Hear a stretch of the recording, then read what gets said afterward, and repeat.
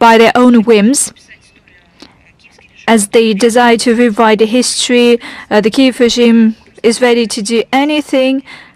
It needs to recode the mindset of millions of Ukrainians and those who associate themselves with this country, to impose the idea of national exceptionality and dominance, not identity. What kind of identity can we talk about if everything that was cherished by the Ukrainian people was trampled during this political fight and mayhem in order to govern the zombies, since it is much easier for Zelensky to do than to deal with what he promised to do everything for the benefit of the Ukrainian people and to preserve the genuine identity of its people. Basically, everything that I was telling you about, that's one way of putting it, but this is the true colors of the Ukrainian democracy. Here we see the influence of Washington. The workers' rights, just like human rights in Ukraine, have turned to nothing, are just empty words in Ukraine. By way of celebrating May 1st, Zelensky was much closer to the West than he imagined, especially now. Well, that's just broad strokes, and let's move on to the crux of the matter. By doing so, Donetsk suffers enormously. It had the lion's share of suffering throughout the 9 years of the Kiev aggression against the Russian-speaking population of Donbas. We get daily reports regarding the atrocities against women, children, elderly. We see the loss of life by men as well, by those who defend Donbas. But that gives you an idea about the Kiev regime. They don't make any difference between women and men. And it's not because they value the human life. It's because they don't care a bit about the life. People are being killed in the heart of the city. Ukrainian nationalists made a missile attack against the capital of the DPR using American HIMARS systems. A missile struck a minivan, killing 7 people, including children. Where's the Western response? Have you seen any? Do you remember that their humanism was symbolized by the picture of a Syrian boy, photos and footage of children that suffered in Syria? They were circulated widely in Paris, London, Berlin. They were part of the election campaign, the rhetoric of politics in the EU political landscape. And now, after that, it turned out that this was just hypocrisy. But here, children died, and that is a fact. Has anybody heard any response? Maybe we just missed any debates in the British Parliament. Maybe the British Prime Minister came to his Parliament and made a briefing on the life of the children that were killed by the Kiev regime sponsored by the UK. Not at all. They just cynically stated that they have been supplying depleted uranium projectiles to the Kiev regime, as if it were some kind of humanitarian assistance. As for reporting, they never gave any report or accountability. 10 persons were also wounded in the Republican Injury Center. Maybe France briefed you about that, or some international associations bringing together investigative journalists or journalists per se. Not at all, not in the slightest. The Ukrainian armed forces are not shy to use violent ways of destroying civilians using mines. Donetsk recently saw the explosion of 4 kids. 2 of them were seriously wounded. Spain, Portugal, Italy. Has anyone known about that?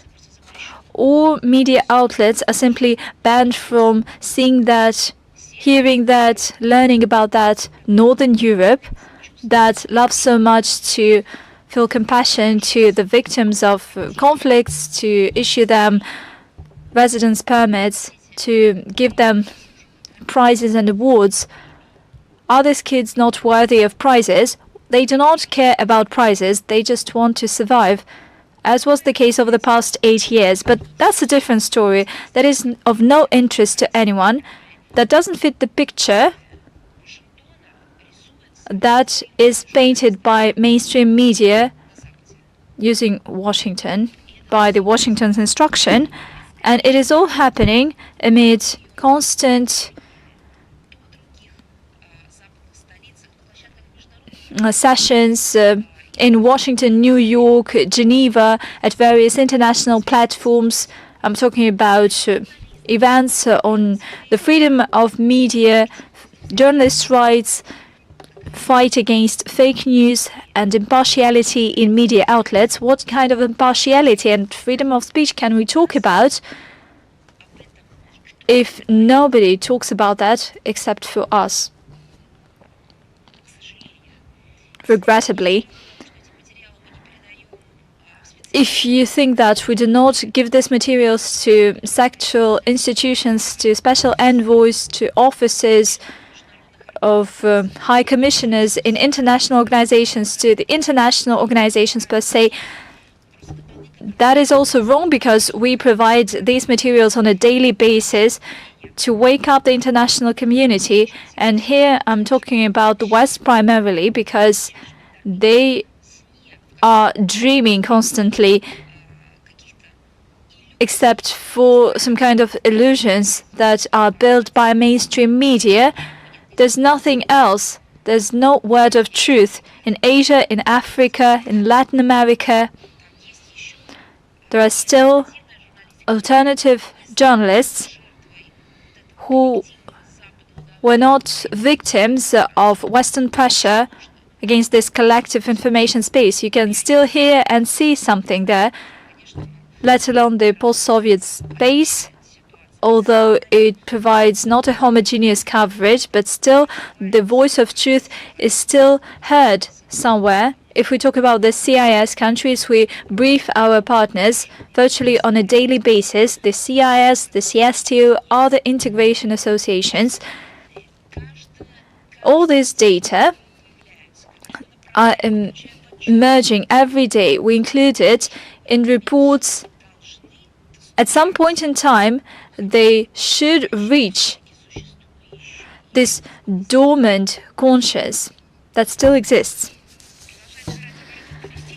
Terrorist activities and subversion continue to gain ground. On the 29th of April, there's been an attack of the Ukrainian drone against an oil storage tank in the Kazacha Bay in Sevastopol. It caused fire. Representative of the Ukrainian MOD, Yusuf, basically confirmed the participation of the Kiev regime in this crime, and he claimed that there will still be ongoing strikes, as if Crimea is not populated at all. It is not inhabited. It is just a test range to implement these ill whims of the Kiev regime. But it is inhabited. It has civilians. Children go to schools. People are working there. Back in the day, they ran away from the Kiev regime because they realized how it will all end up and who will gain the upper hand at the Bankovo Street. But now the Kiev regime does not conceal that they wanted to raise to the ground everything that is not part of their picture, that is not part of their worldview. By the way, representative of the Chief Intelligence Office of the MOD, Yusuf, advised locals not to be near military facilities that ensure the interests of the Russian army. That's an interesting way of putting it. On the 1st of May, in the Gachino region of the Leningrad region, The power grid was damaged. The second explosive device was deactivated. The cargo freight train was also went off the rail. Luckily, there were no casualties among Belarus brigade of engine drivers. Let me also highlight that today, at the level of our agencies, some additional clarifications were provided on Sevastopol, and we will definitely provide you with the relevant links. This provided the new detailed materials, information, and data on the subversion activities by the armed forces of Ukraine regarding Sevastopol. We draw attention to an attempt by the Kiev regime to pass the responsibility for the clumsy work of its air defense system, because one of the Ukrainian missiles hit a residential house and caused the death of 17 people. It is not the first time such a tragedy happens, but the Ukrainian authorities and the Kiev regime try to behave as if the Ukrainian authorities are a terrorist regime, and their activities are also terrorist. And at the bunker, they lie to their compatriots, and they invent things. They also use these events for propaganda purposes. We can also cite the mentioned cynical attack of the Ukrainian forces. They caused it the God's punishment for human. It is regarding the fight not connected with the special military operation, but just destroying the canonical Orthodox Church for many years, taking measures against priests and against worshippers, also questioning morals and the commandments of Christ as well, of course. And nothing sacred remains for them. It has become obvious after the tragedy in Odessa, because those people who really have memory, who really have conscience, and who really have soul, they remember the victims of the trade union house in Odessa. Have you heard anything from the Kiev regime with regard to that? Maybe somewhere in the international organizations something has been said, something has been done. Maybe there were calls to fight those who are guilty of that tragedy, because every day there are technogenic tragedies in the world, unfortunately the cases of extremism, catastrophes of all kinds that take a lot of lives. But even among those tragedies, there are unique ones, not taking into account the number of victims, but the lack of humanity of those who have committed that, and who has either admitted that, consented to that, or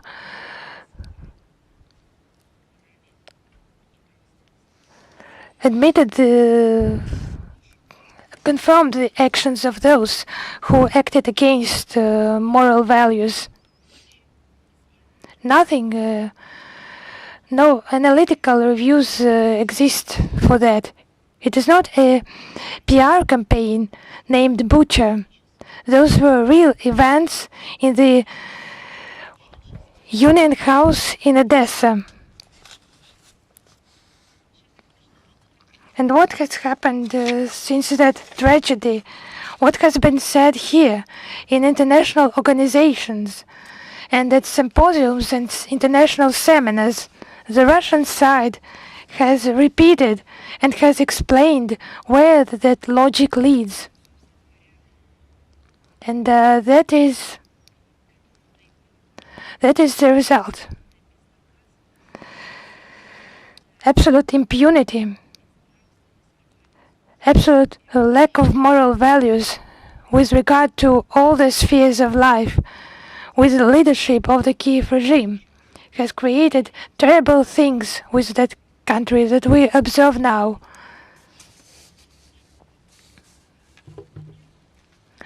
Western countries do not conceal their participation in the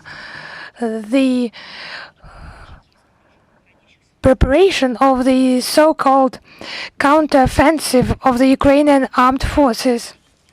They have already shipped the munitions for more than 600 million euro, and they plan to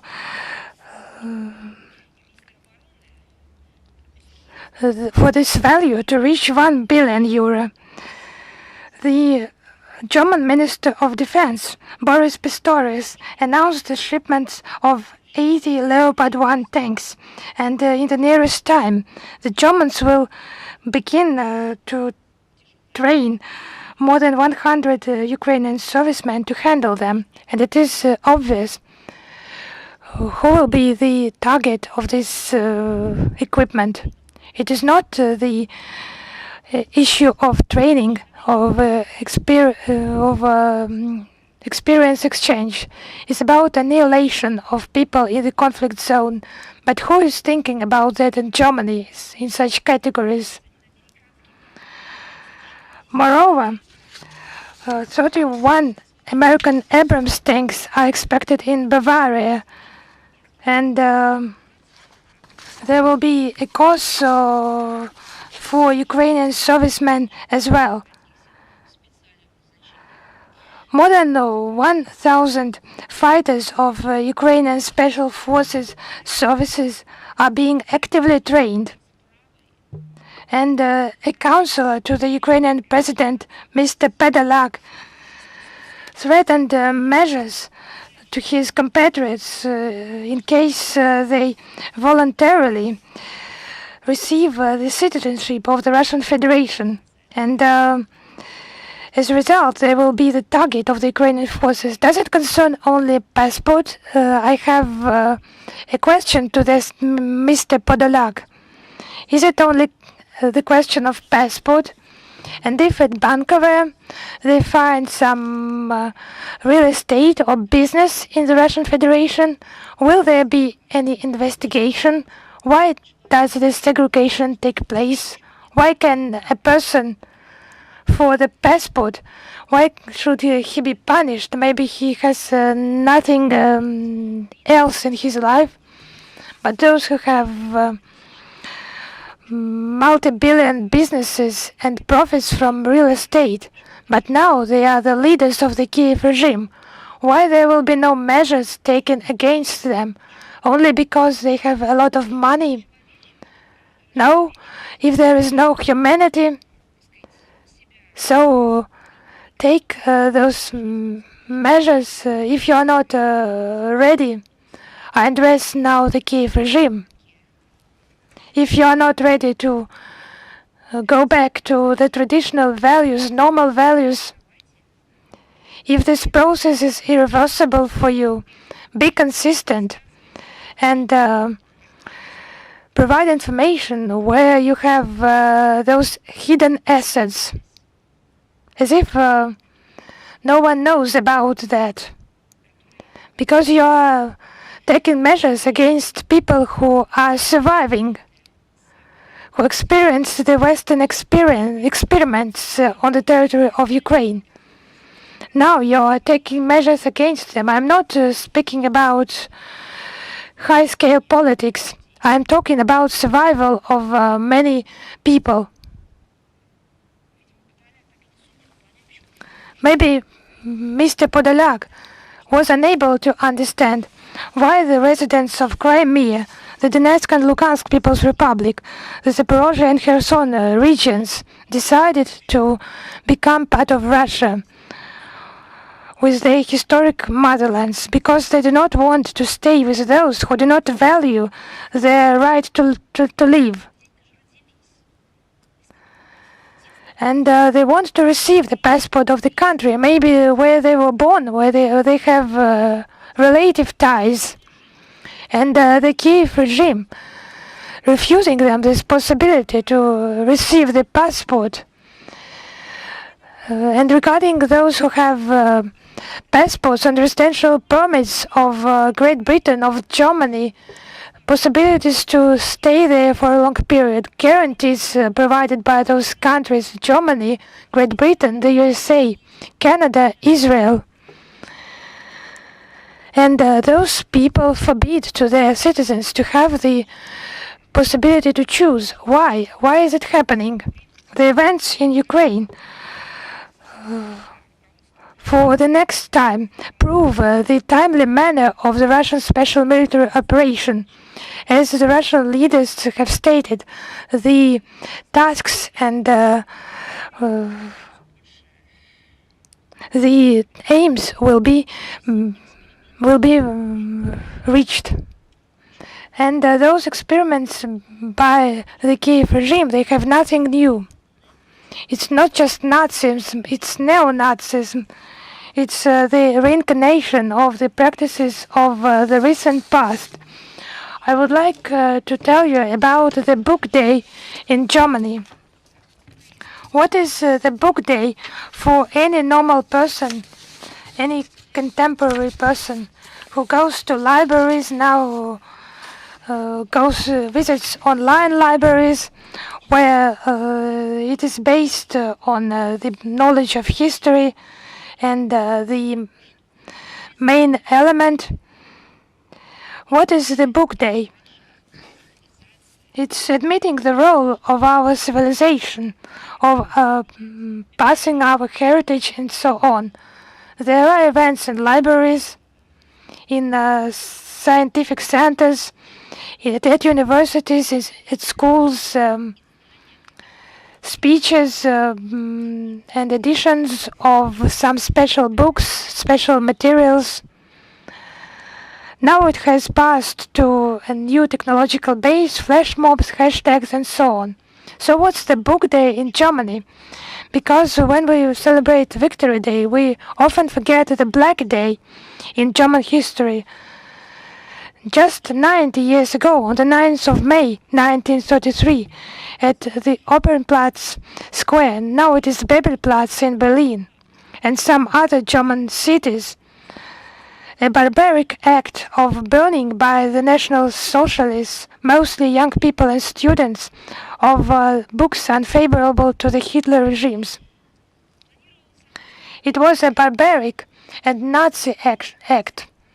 It had been planned beforehand by the Ministry of Propaganda, initiated by Goebbels. I would like to remind you, he was a philologist, a German philologist. He had that education, and that act became the highest point of the campaign organized by the Nazis to fight the literature not in accordance with the German spirit. Does it remind you of anything? Is there a prohibition to import the books to Ukraine? And the books covered are also children literature and cooking books. Everything possible was prohibited. So 90 years ago, more than 25,000 books by foreign and German authors were destroyed in one day, including humanist philosophers' books. And during the Nazi reign, the destroyed books amounted to billions of copies. And it was national pride, the issue of national pride. It was applauded by millions. They thought that it is what should be done. And now the same things happen. The more absurd, the wilder what is down at the Bankovo by the Kiev regime, the more they become convinced of the righteousness of their actions, and the more terrible the picture of their barbaric acts becomes, the more unique they consider themselves, and convinced of their rightfulness, starting from lawful acts and moral things. So 90 years ago, the burning of books became followed the prophecy of Heinrich Heine, who wrote that the burning of humanistic books would be followed by the mass burnings of people. And that is what is happening in Ukraine. And the circumstances are even more terrible, because in many aspects the Nazi Germany committed what before for hundreds of years there were no attempts to do. And the Kiev regime is acting with the understanding that the Nuremberg process had happened. And fascism and Nazism were condemned. But still the Kiev regime is repeating that the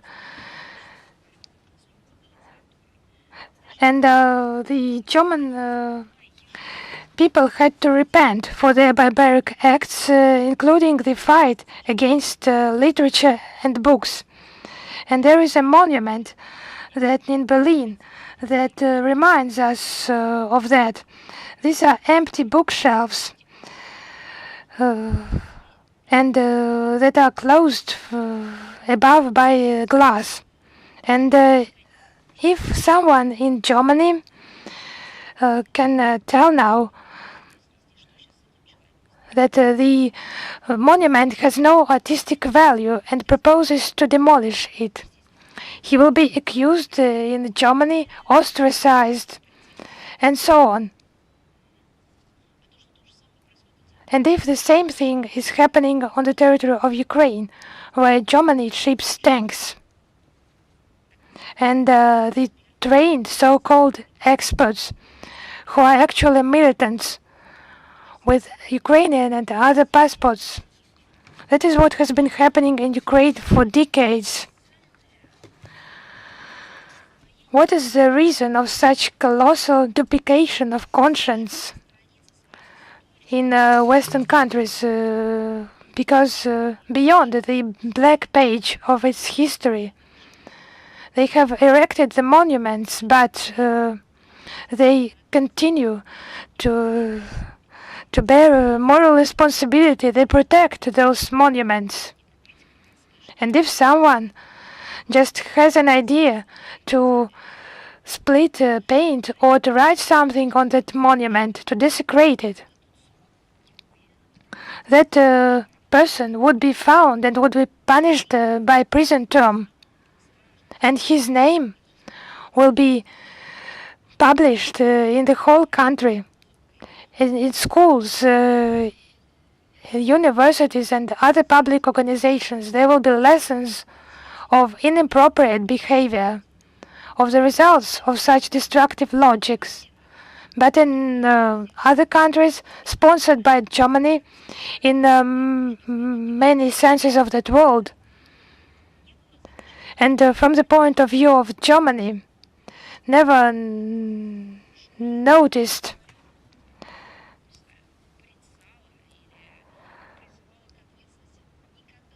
in bringing to responsibility such people, has never condemned people in the countries where the monuments to the heroes of the great of the Second World War, the Great Patriotic War, were destroyed. And such countries are just near Germany. I would like to remind you, these are Poland, the Czech Republic, Bulgaria, the Baltic states, and of course Ukraine. It is a flagrant example. A terrible lessons of history was not learned by everyone that back then. Because the neo-Nazis in today Ukraine are just repeating those actions. Basically, Kiev wanted to excel Nazi Germany, at least when it comes to the scale and scope of this campaign. The Ukrainian authorities proudly state that several dozen millions of volumes are destroyed. The majority are written in Russian. First, they were proud about that, then they bore responsibility for that, then they were ostracized for several decades. But initially, they were proud of themselves. They believed that that is an exceptional mission.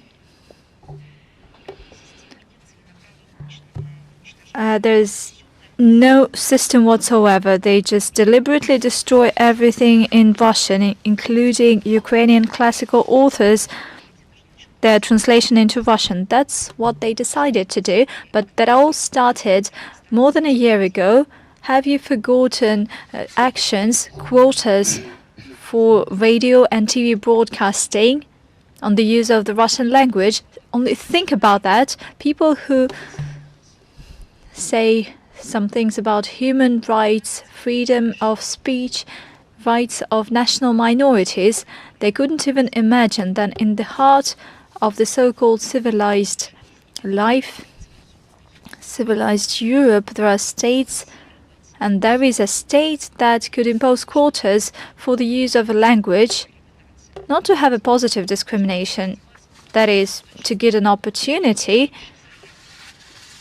to ensure the minimum quota and to boost the use of the languages of national minorities. But Russians are not national minorities in Ukraine. That is absurd. Nevertheless, there is such a term. Nobody couldn't imagine that quotas would be imposed on the language that is spoken there for many centuries.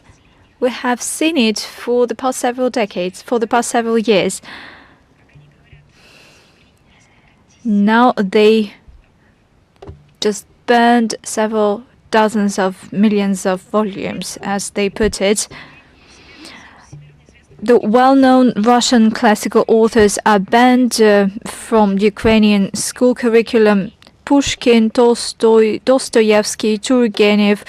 Once again, it confirms the prophecy by Genrikh Gainer, with the simple difference that neo-nationalists in Ukraine initially started burning people 9 years ago. It happened on the 2nd of May 2014 in the trade union house in Odessa.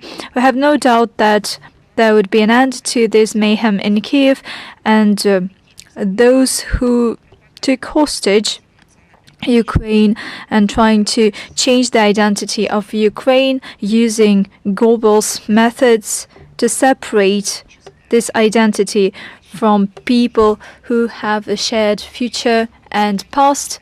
These plans are doomed to failure, and certainly today we will highlight the Nord Stream situation, Nord Stream 1, Nord Stream 2, the extremist acts, the acts of terrorism, subversion, the different names to that. There is an ongoing investigation. Nevertheless, the countries that face such attacks, and allegedly they spoke about their own infrastructure, they put it in these terms. We continue to closely monitor the developments around the investigation of Nord Stream explosions that happened in September 2022. The culprits are yet to be identified, including due to the fact that Germany, Denmark, Sweden that carry out national investigation have no political will to ensure their transparency. We have repeatedly stated that it is impossible to ensure transparency without bringing on board Russian agencies and Gazprom. Let me recall that Russia made several requests. The letter of Mishustin, dated October the 5th, 2022, and the notes of the Russian Foreign Ministry were left without any substantive response. And this is demonstrated by the response by the Foreign Ministry of Sweden that we received late April this year. We provided a note urging to provide information on the circumstances of the terrorist attack and to investigate comprehensively the subversions, engaging Russian experts. And this time the Swedish side gave a formal reply limiting itself to the reference to a former correspondence. That is just a vicious cycle. Instead of a dialogue, we see the theater of absurd that is repeating itself time and again. There's no meaningful dialogue, let alone engaging in investigation and studying of the situation with the states that declared this investigation. They are doing everything to make this investigation non-transparent. At the same time, there is some news. Media outlets in these countries, primarily I'm talking about Germany, Denmark and Sweden, but also other media outlets from other NATO countries, they're actively supporting them, clearly following the instructions of military and security services. They spread groundless Russophobic innuendo, and there is something new to that. Namely, lately there's been information by the Information. This is a Danish newspaper that claims that 4 days prior to the incident, there was a Russian warship near the explosion area. Allegedly, it could carry equipment, including mini-submarine, to conduct special operations at the seabed. It claims that the Danish security special services, they were silent before that, but 6 months have passed. So allegedly, the Danish security services have some pictures of a Russian warship. Well, it is reasonable for any journalist to state, and for any rank-and-file citizen, for any reader, is to say, can we look at it? Can we have a look? This footage cannot be made public to by the armed forces of Denmark, and you know why? Well, that is not funny. Already, the Danish security services will not make these pictures public. That is the basis for this conspiracy theory, because they are sensitive. You know what? That is the follow-up to a famous cartoon. Clearly, such bogus stories do not seek to establish the truth. They just want to make the situation harder. They just have one goal in mind, to make it seem that the investigation is ongoing. That's one thing. And secondly, the competent authorities, although we have doubts regarding their competence, that these authorities are still working. A great deal of money has been invested in these projects. There are costs, long-term, short-term costs to everybody that were engaged in these projects, and third countries as well. And third, to create some alternative versions and to divert the attention of everyone. And that is the main goal behind this smear campaign. Let me dispel this speculation of NATO non-partners. The information is made public, and it is odd that the journalists, as well as the Danish military, do not know about this. But I can brief you. From the 19th to the 24th of September 2022, the Baltic Fleet had practical exercises at the training ranges of the Baltic Sea, as it was previously planned. The forces and equipment of the Baltic Fleet that were engaged in this planned exercise, could not be located in the area of a supposed terrorist attack at the major gas pipeline, Nord Stream 2, since the combat training grounds are too far away from this area, we should bear in mind that there are facts, there are data, and there is a gap in education, enormous gap in education. You do remember Foreign Minister of Germany stating that there are some countries that are located hundreds of thousands of kilometers away from each other. There are no such countries. Well, of course, there are some countries of this sort, but you need to make several rounds across Earth. That would make you several hundred thousands of kilometers. There's data, facts, logic, a lot of computer programs, special apps that could calculate it. And all this information is made public. It is widely accessible. At the same time, there's this gap. Maybe that is a difficult thing for Western partners to understand. There's this gap in education that allow Western media to give this information to their readership. For all this time, the Baltic Sea Fleet was carrying out its maritime training exercises. At the same time, when we talk about the area of the supposed explosion, it is located in the exceptional exclusive economic zone of Denmark that by definition rules out any activities and actions of the Baltic Fleet in line with UNCLOS. And certainly, Western media publish new version, breaking news version regarding Russia's involvement in the explosion of Nord Stream 2 gas pipeline 6 months after this incident, which is clearly evidence of the smear campaign by the West to rule out genuine perpetrators. Those experts in Denmark, Sweden, other countries publishing these materials, and it would be more reasonable to ask this question to the authorities of this country. Over the past 6 months, is it the first time on May and April 2023, is it the first time that you have heard about the planned exercises of the Russian Black Sea Fleet? And before that, was it the kind of information that was not accessible to you? And local journalists should have asked a question to the local authorities. Why do you get your salary since you have not noticed these obvious facts that were made public? That's not only a question to local authorities, but it is also a question to journalists who just copy-paste everything and do not ask basic questions. Let's move on.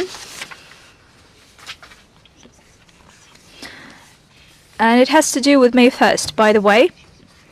Everybody has been following mass rallies in France against the pension reform promoted by the government. It prompted quite a contradictory response in the society. This is a kind of a domestic affair in France, but we'd like to highlight something. The decision of the government to use its constitutional right to adopt a law without a vote in the parliament only triggered protests. And in this electric atmosphere, the traditional manifestation of May the 1st resulted in mayhem, in arsons, vandalism and looting in key French cities, including Paris. For their part, police officers were quite violent. There were hundreds of detainees and injured, including law enforcers. You have all seen it. Frankly speaking, after everything I saw, I get a question. If people from various parts of the state behave in such a way with regard to their own citizens, and at the same time they are not in a state of civil war, we're talking about peaceful situation and peaceful manifestation on May 1st, can this state have a right to be a beacon of human rights, or say humanitarian rights and freedoms? Can it lecture anybody else? Has it reached the relevant level of harmonization of political, public, civil processes in this country before lecturing everybody else. Without any intention to interfere into domestic affairs of France, let me highlight this specifically, that is not the tradition of Russian diplomacy. A question begs itself. Amid such dire social and political standoff and basic split in the French society, how justified are regular lectures by officials in Paris regarding various sovereign states? I'm not only talking about Russia, although publicly and in social networks and international organizations, Paris is trying to lecture us, to teach us something.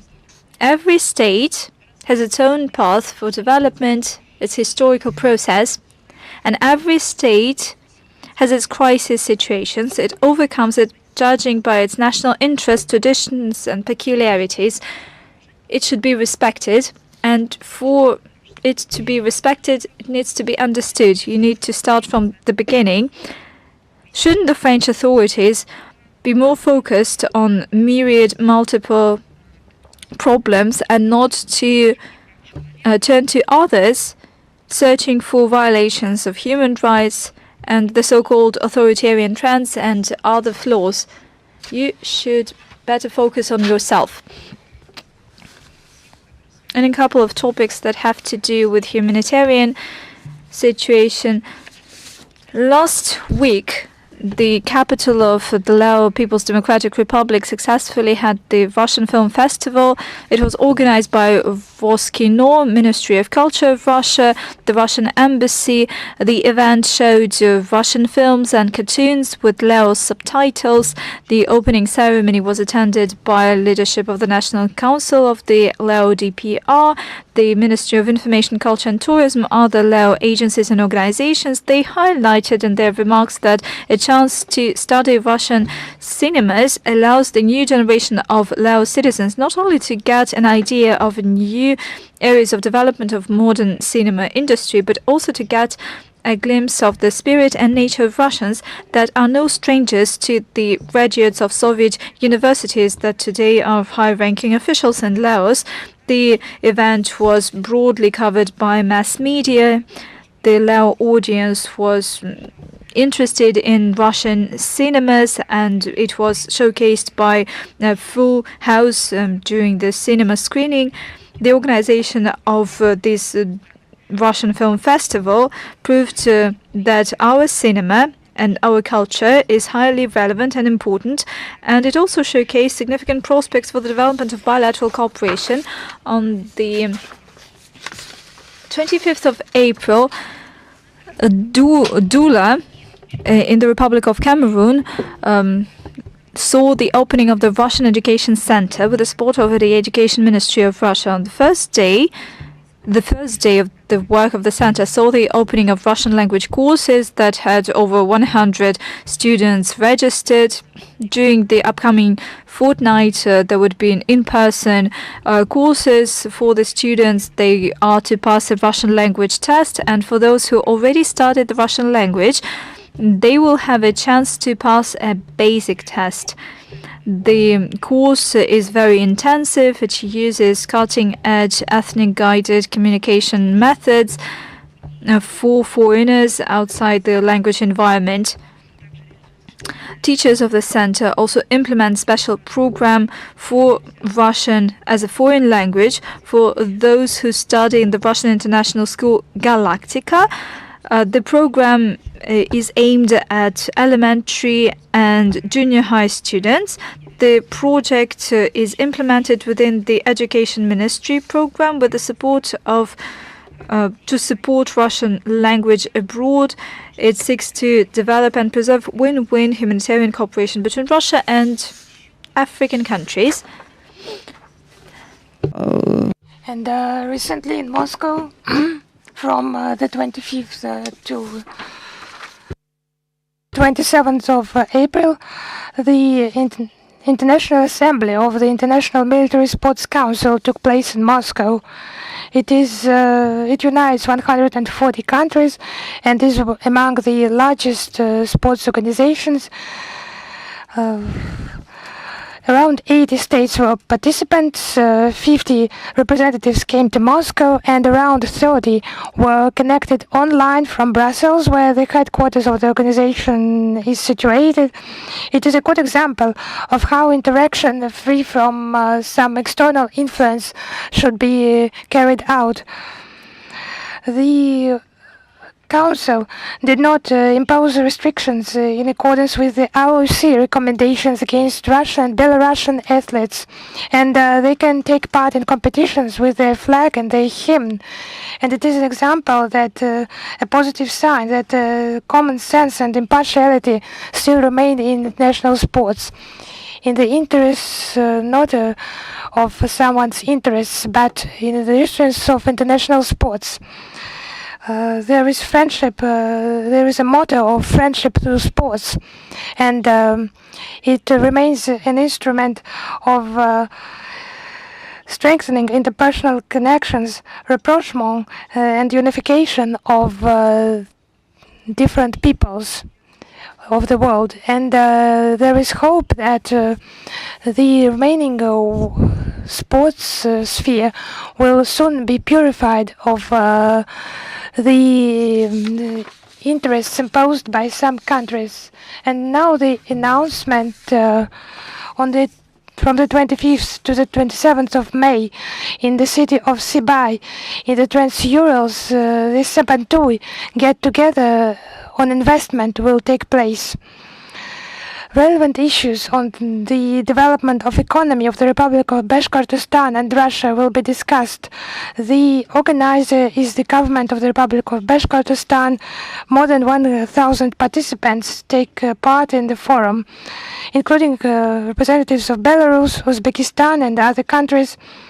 The Trans-Urals Sabantui was attended by more than 1.5 thousand participants from 61 territorial entities of Russia and other countries, and more than 20 agreements amounting to 107 billion rubles were signed.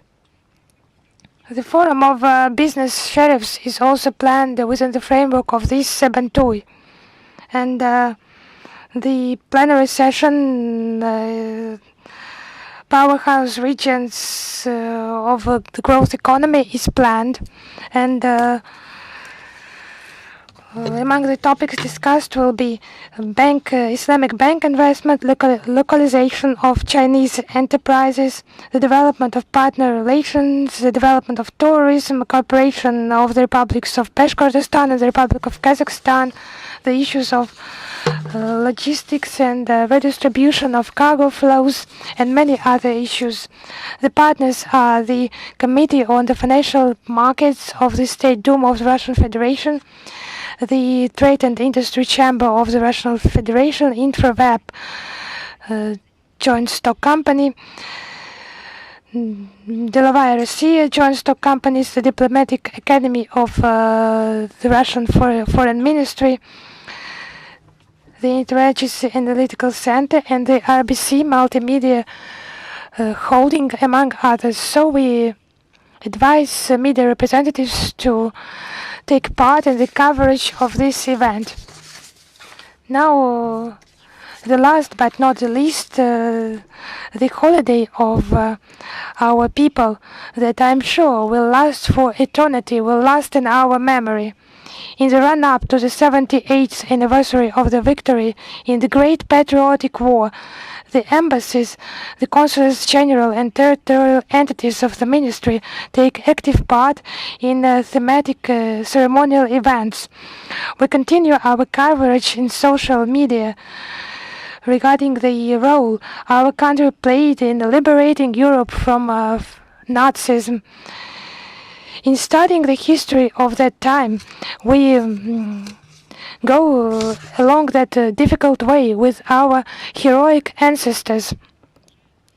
Among the participants are diplomats in many countries of the world. Despite unfavorable, so to say, and sometimes aggressive external factors, they hold memorial events. including the ceremony, the Gardens of Memory, and the event, the Windows of Victory. They also lay wreaths to monuments to Soviet soldiers. In the ministry itself, on the 5th of May, ceremonies will take place. Flowers will be laid to memorials in the hall of the ministry. Then the delegation of the ministry, headed by a deputy minister, will lay a wreath to the grave of the unknown soldier near the Kremlin wall. There will be a ceremonial meeting dedicated to that date in our ministry, with the administrations of the territorial entities. The staff members of the ministry will take part in other cities in Russia. The ceremony, the Garden of Memory, will cover many cities, and many trees will be planted. In St. Petersburg, trees were planted in the park near the Peskarova Memorial Cemetery. In Yekaterinburg, the book was presented, The Garden of Victory, The Philosophy of Courage and Persistence. On the 2nd of May, there will be a concert dedicated to the holiday. On the 9th of May, there will be the ceremony of laying the wreaths and flowers on the territory of the Shirokorechinsk Memorial Complex in Vladivostok. Flowers will be laid to the memorial to the military glory of the Pacific Fleet. There will be such ceremonies as the Georgian ribbon, the Candle of Memory, and the Minute of Silence. And representatives of friendly consulates were invited to take part in the ceremonies. They will also be covered in our media accounts, in our social networks and not our social networks. So we invite everyone who is interested to follow our accounts, the account of the Ministry of Foreign Affairs, the central headquarters, and the representations in the regions of our country. So I'm ready to answer your questions. Is международная жизнь with us? Yes, hello, Mrs. Zakharova. Recently, a French journalist, Xavier Offay, in his article for Atlantico, wrote that in Eastern Europe, the level of crime due to illegal flow of arms from Ukraine, the level of crime increased, and this process, ignored by the army and the media, will be continuous and dangerous. And according to him, it is of little concern to the Washington strategists. How can you comment on his statements?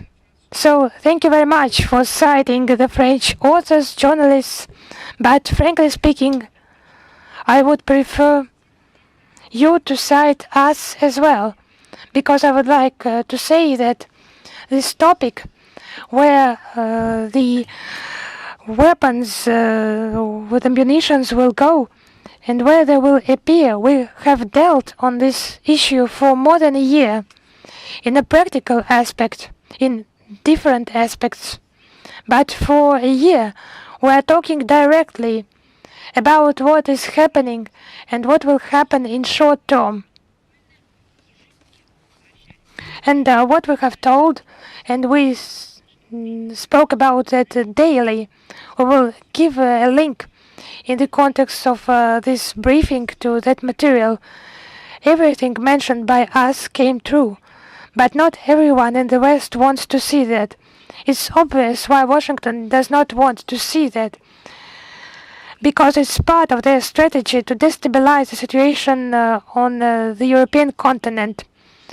The officials and the representatives of the leading parties do not want to see that. They have the relevant information in the European Union countries. It's not clear, but I think that the answer is the same, because part of them are puppies of the of Washington, of their strategies. And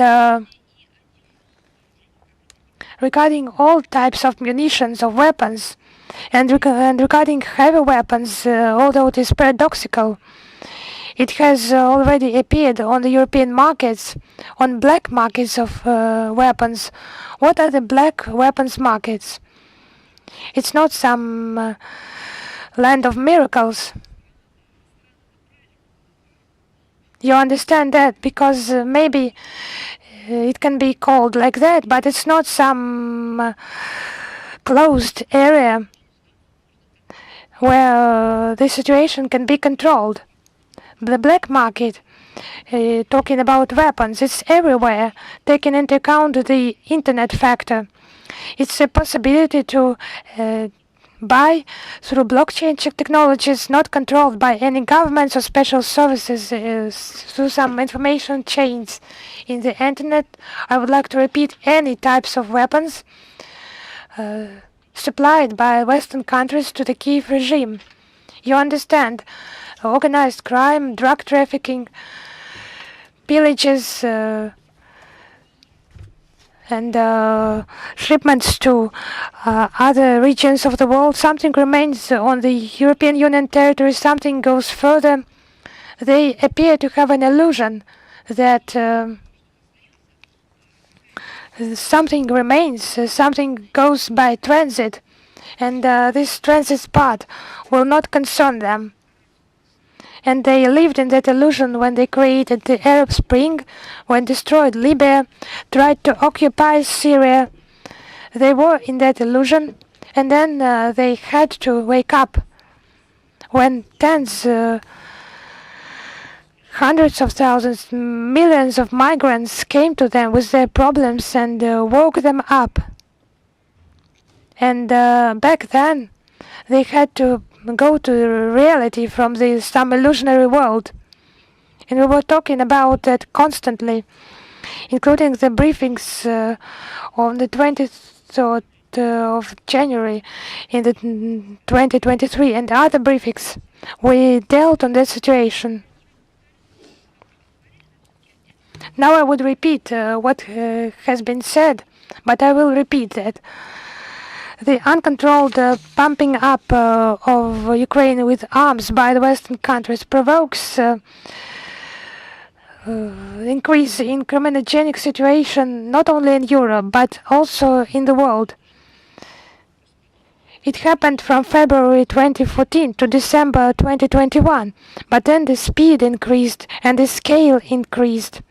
Before the special military operation, the Kiev authorities got around $70.5 billion in military aid. I would like to highlight it was before the special military operation. So in less than 10 years, for 6 years, more than $70 billion had already been allocated to the Kiev regime as military assistance. Although the control, as the experts say, was extremely weak, but there was actually no control. Because regarding the EU, the US, at some point there was lack of patience regarding the corruption schemes at the Bankovaya in Ukraine and the affiliated structure. They demanded investigations, materials were published, some people were fired, there were persecutions and so on. But that was not covering the substantial schemes, criminal schemes, because it's some united chain. From Ukraine, the lethal arms migrated to other unstable regions of the world. During the period of the Russian special military operations, the volume of military aid had become unprecedented. The number of American and other Western arms exceeded those shipped for the 10 years of the war in Afghanistan to the Mujahideens. And such irresponsible mass distribution leads to their passing to the arms of terrorists and to criminals.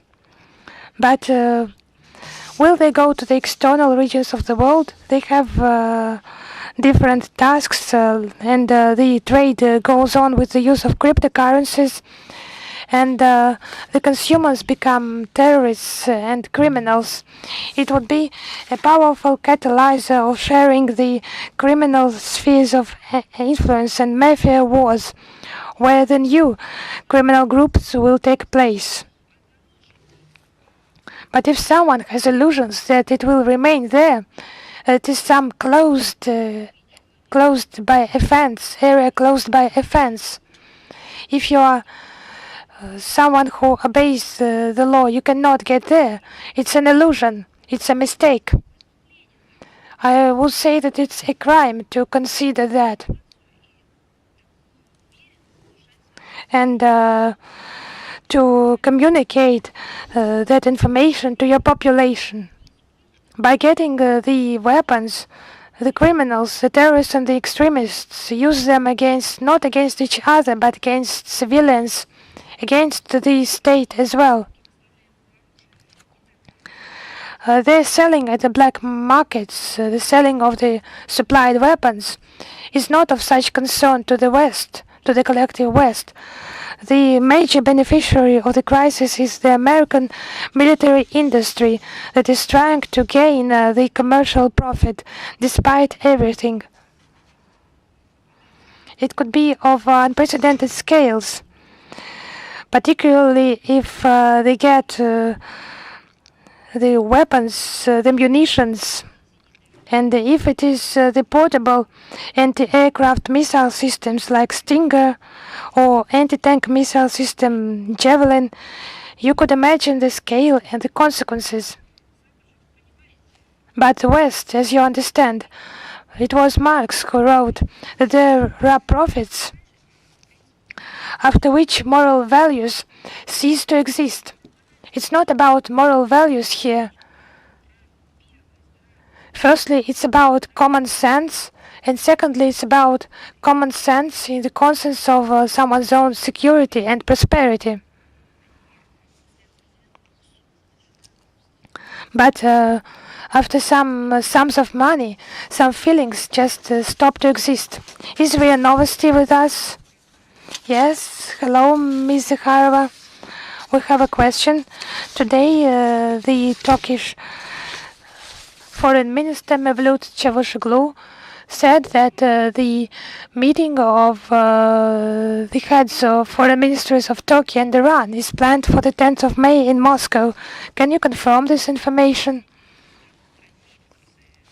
Well, firstly, the working contracts of the parties in the Joint Coordination Center in Istanbul are going on constantly.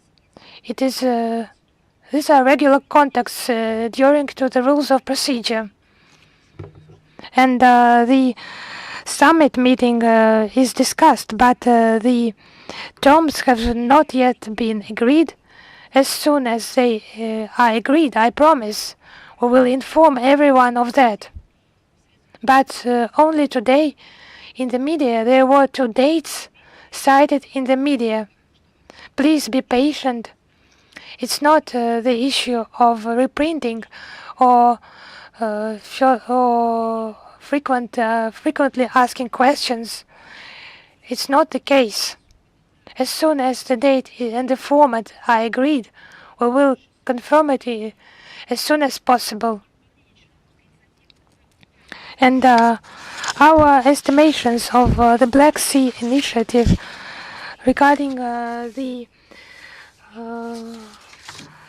Russian agricultural products and fertilizers reaching the global market, our estimations are well known, and Minister Sergei Lavrov spoke about that in detail during his stay in New York and his meeting with the Secretary General and the press conference.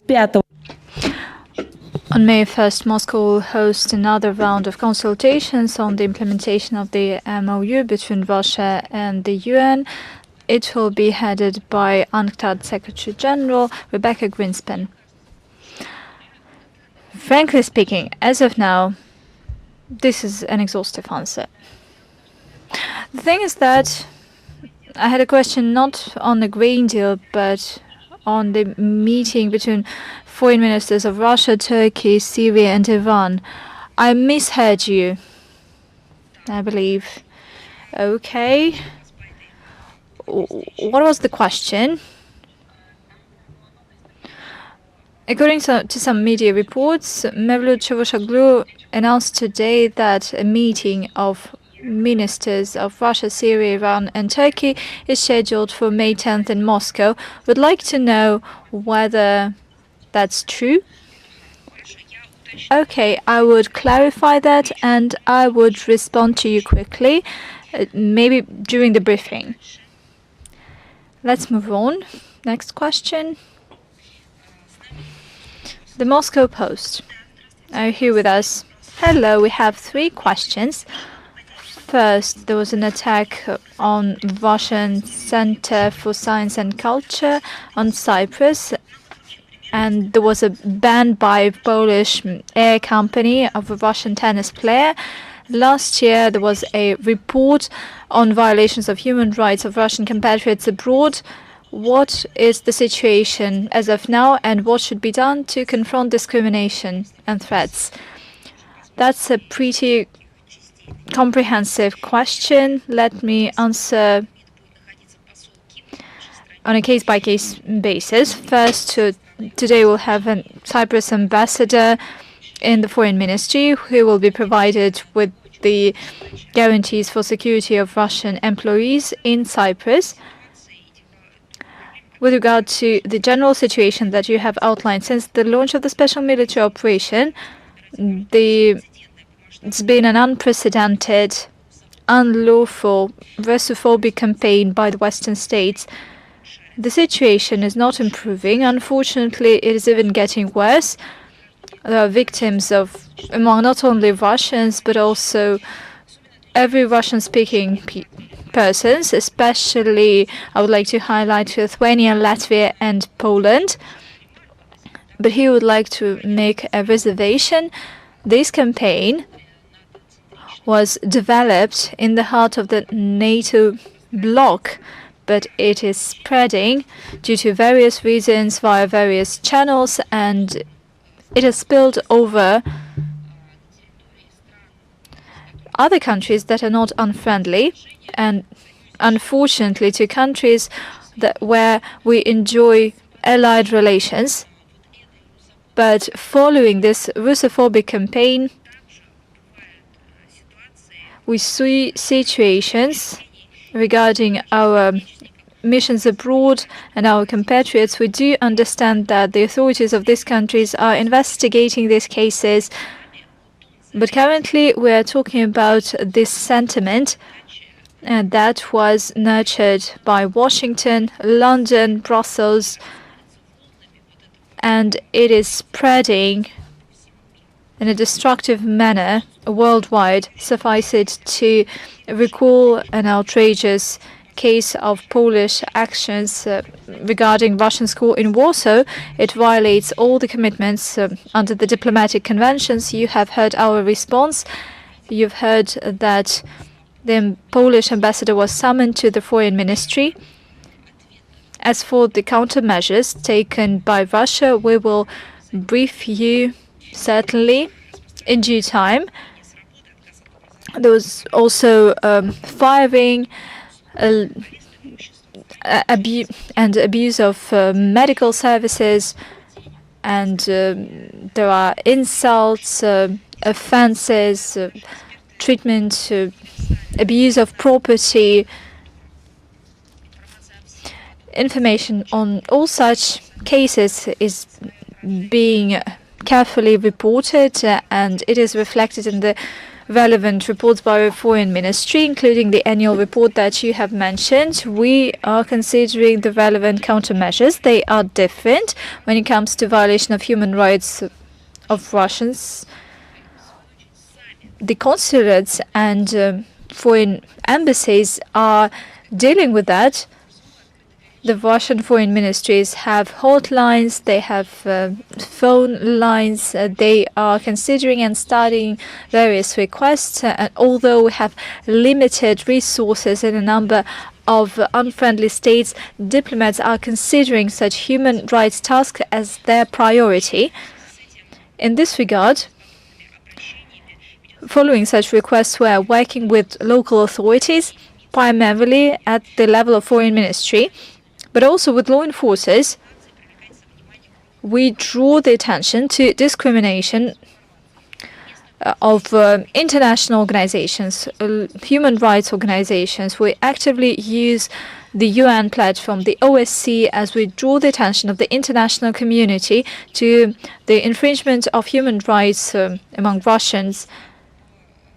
These illegal actions, these steps, these campaigns, this Russophobic campaign flagrantly violate commitments of these states under key documents when it comes to human rights and freedoms, including the Universal Human Rights Convention, international covenants regarding racial discrimination, and other international treaties and conventions. We urge Western countries to immediately stop bullying everything Russian, to return to bona fide implementation of their obligations in human rights, including when it comes to fighting discrimination. They should do that not to us, but also to their own people. They should abide by the commitments enshrined in their national law and international law. They have not banned it, thus they need to implement it. Political situation or political structures should not allow them not to implement their direct obligations and commitments. The head of our missions brief our compatriots on the relevant mechanisms for promoting their human rights. We also make requests to the United Nations platform, and we use the special procedures including the special rapporteurs of the Human Rights Council on modern forms of racism, racial discrimination, xenophobia, zero tolerance when it comes to national minorities, and a lack of freedom of expression. Within the Human Rights Commissioner of Russia, together with our embassies abroad, we are updating constantly the database of legal experts and law firms that are ready to provide services to people abroad that found themselves in a difficult situation. Human rights activities are also conducted, among other things, by the Fund for Supporting Compatriots Abroad. There are law enforcement and human rights institutions in embassies in various countries. There are thousands of free of charge legal consultations. There are requests to human rights organizations. Also would like to highlight that there's the work aimed at fighting discrimination of Russians abroad. It is a comprehensive effort, and not only the foreign ministry is engaged in this effort, but also a number of other agencies and public institutions. You see that our investigative committee is working seamlessly in a well-calibrated way. So, well, at some point in time, we needed to have an official request, a transfer of information, materials, and so on.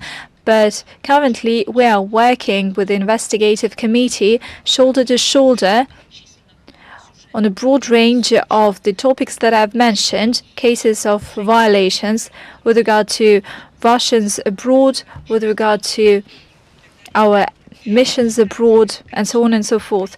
As you know, the result depends not only on our work as the foreign ministry and as our missions,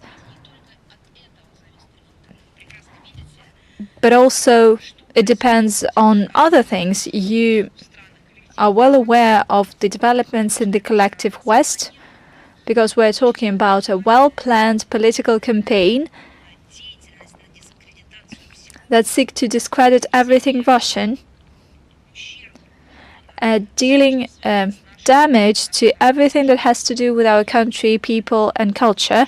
We have to state that in Europe, local authorities have just responded to Russian requests in a formal way. And I'm not only talking about Europe, but also about the collective West as a whole. When Russians face discrimination, all too often,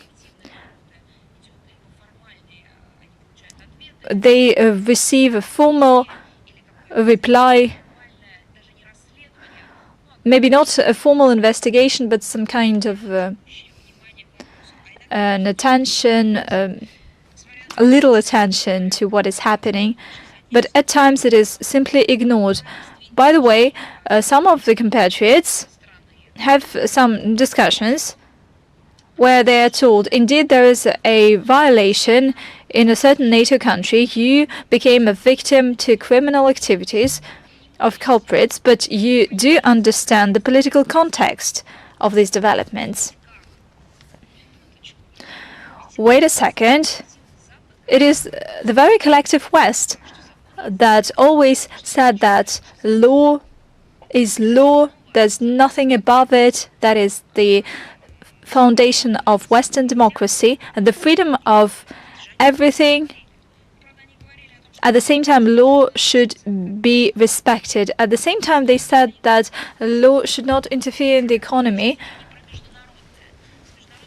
I'm not talking about the international law because it is clear to everyone how the West treats the international law. I'm talking about domestic law. If people come to them and they are told, I'm sorry, who are you? What nationality do you belong to? Ethnic group do you belong to? Where do you ethnically come from? And if a person gives a wrong answer in terms of the political situation, then there would be no criminal charges pressed with regard to this incident. And we are taken back to 80 years ago. Western Europe has already faced that when crimes were committed against persons and they were not investigated, they were encouraged because of national grounds. A family was sent to ghetto, business was taken away, they were taken away from the flat and they were insulted. Everything was encouraged and justified by Nazi Germany because these people were representing a wrong nationality. They pinned yellow stars to everything, clothes shops, everything. People were forced to live in ghetto, and it turned out that it was not the worst case scenario because after that there were gas cameras, gas chambers, and that is what we're revolting against. The world has already seen that. It is murderous, it is scary, and that is something that was enshrined as the atrocious crime during the Nuremberg tribunal for the humanity never to repeat it again. Let me emphasize that the work to defend human rights is something that we want to carry on doing. Thank you for this detailed answer. Recently, nuclear fuel was transferred to Akü nuclear power plant in Turkey. France supports the nuclear plant Paks 2 project that is implemented in Hungary. At the same time, Germany insists that the EU should include civil nuclear energy of Russia into the 11th sanctions package. What is the assessment of the Foreign Ministry with regard to two lines with regard to Russia and Europe? It has become clear long ago that the sanctions war unleashed by the EU turned out to be a failure. Russia does not suffer the expected damage counted upon by the collective West, and they backfire, basically. That is absurd, that is stupid, that is odd, but maybe that's something that they like. The lack of energy sources lead to deindustrialization and growing social and economic problems in Europe, and that is not only our assessment. By the way, we predicted that. That is their own analysis. You can take a look at leading economists of the West. They have already analyzed it in detail. The EU officials are guided by the interests of transatlantic solidarity, but basically they face pressure by Washington. They do not pay heed to real needs of the EU member states, and they are ready to do anything for the sanctions mechanism to carry on, because in the current environment, these Russophobic restrictions turned out to be a domestic policy factor in the EU. That is why, when it comes to putting pressure on Russia, they are ready to follow any suicidal path.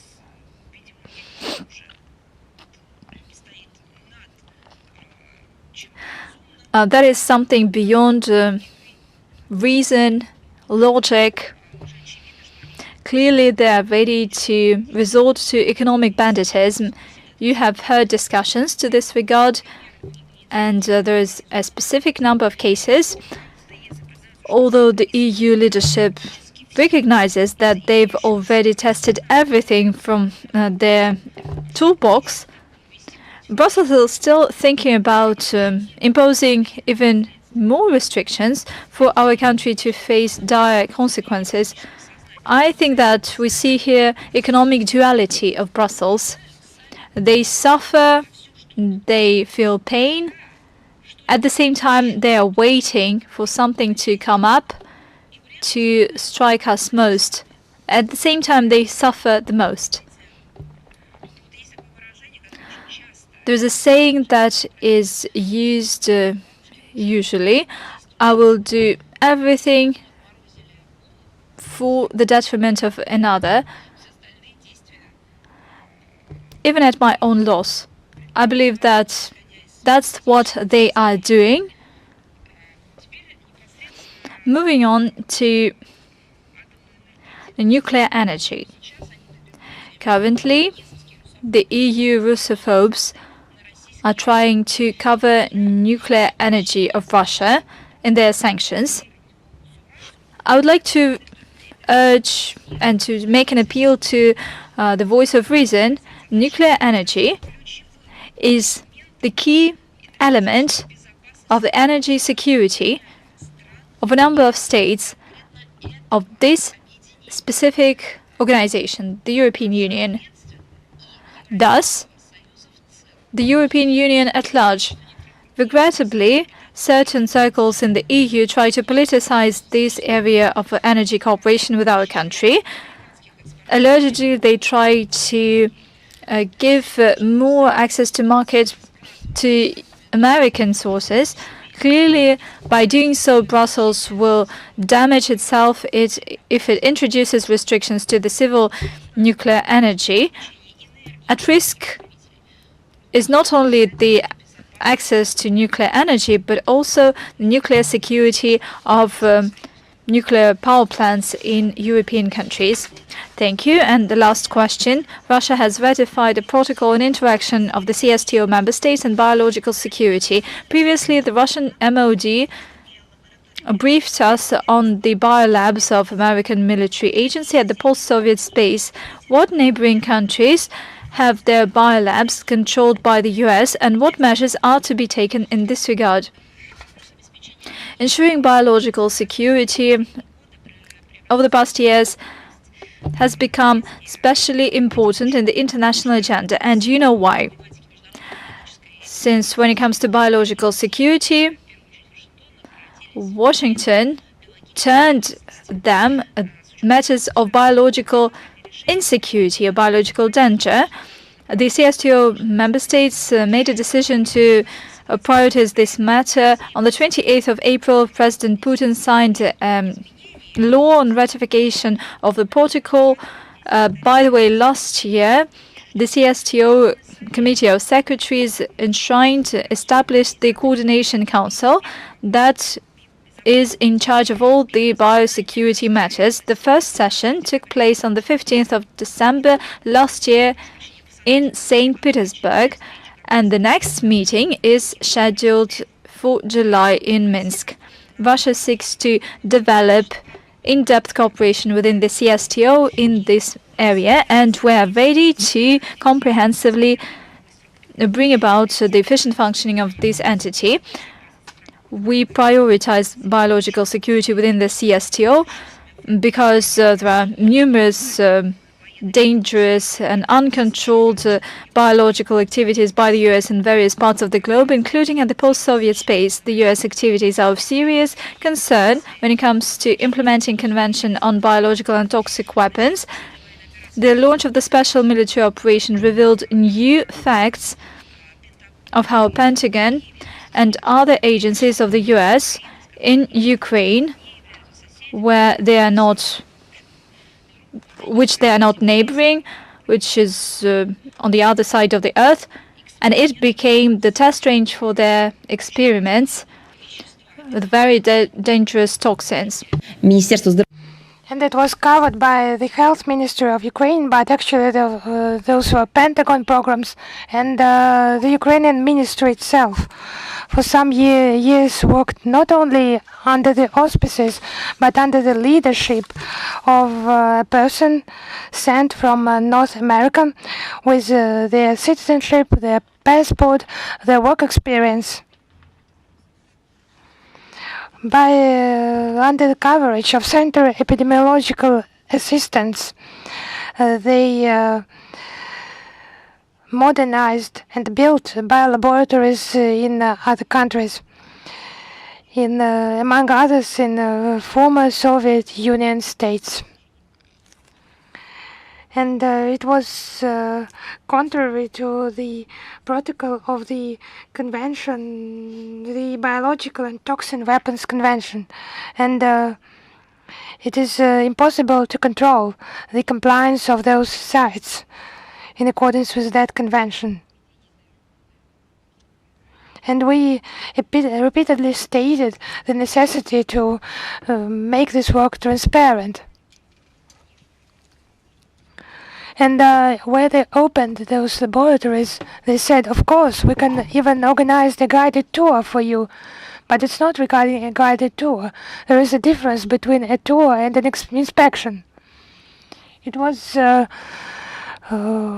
only about visiting some reception area.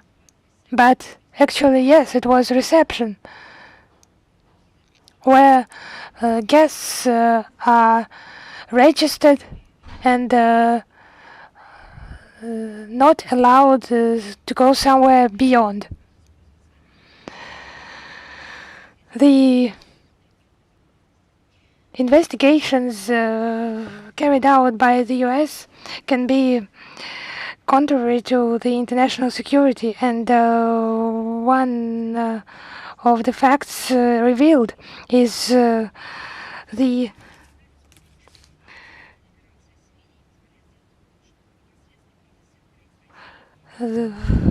acts contrary to the Biological and Toxin Weapons Conventions on the territory of Ukraine, and there is proof that the components of biological weapons were developed in Ukraine. It is published in our report on biolaboratories in Ukraine. And this information, at first it was surprising for them, and even the high-ranking American representatives did not deny such activities. And after that, after they realized the scale, the consequences, how to get out of this situation, and at first they did not find any words to justify them. They just admitted that they were carrying out such work. And many questions to Washington regarding those activities, as you know, remain without any reaction, any appropriate reaction, and all that requires solution. We will continue our work at the Profile International platform, mostly within the framework of the BTWC.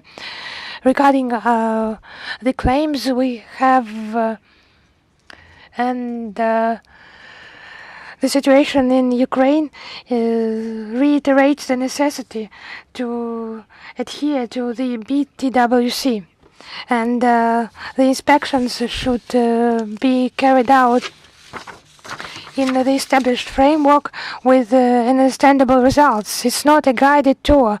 It's not what they want to show to you. It's not what you must see, what has been demonstrated to you. It's an inspection, it's control. And we intend to carry out the step-by-step work with the member states and for the states to adhere to the convention, and we will seek further strengthening of the BTWC. We hold regular consultations and are in contact with the partners in the CSTO. Memorandums of understanding have been signed, and their implementation is an impetus to security of our countries and our friendly relations, and contributes to cooperation in this sphere. It's a necessary sphere for cooperation, for real practical cooperation. And I do not want journalists, experts, political scientists to see in this just a number of cliches of international lexicology. It's not about cliches. The year that brought to us the pandemics, COVID-19, has shown what life can be and the challenges the humanity can face. Just in 1 second, all the challenges. We thought that we know so much, and in a couple of weeks, the whole world is totally paralyzed because it does not know how to react and what it is dealing with. We now face those consequences. And the more concrete is the attitude of those in charge of those problems, the less it is just a terminology game, just rewriting some papers, some theory, the better it will be. And by the way, is it all with you? No more questions? I would like to come back to the RIA Novosti question regarding the meeting of Syria, Turkey, Iran, and of course Russia. The meeting is being prepared, but it is early to cite a date of when it will be conducted and where. If that is all, is a newsroom with us. Yes, hello, Ms. Zakharova. That's news.ru information portal.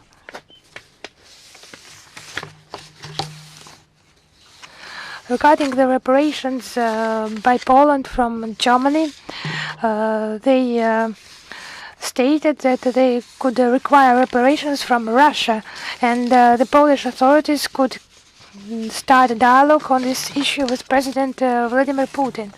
What is the attitude of Moscow to such plans? I would like just to say one word. Maybe it will be the end of the game. Thank you very much. Another question, has Vatican communicated a peace initiative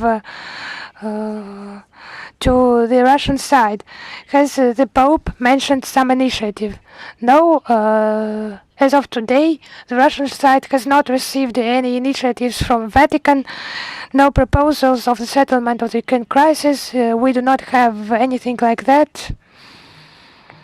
We do not have any details of Pope Francis mentioned in the media, but the Holy See has repeatedly expressed readiness to provide mediation services. We all have seen that, we have read that.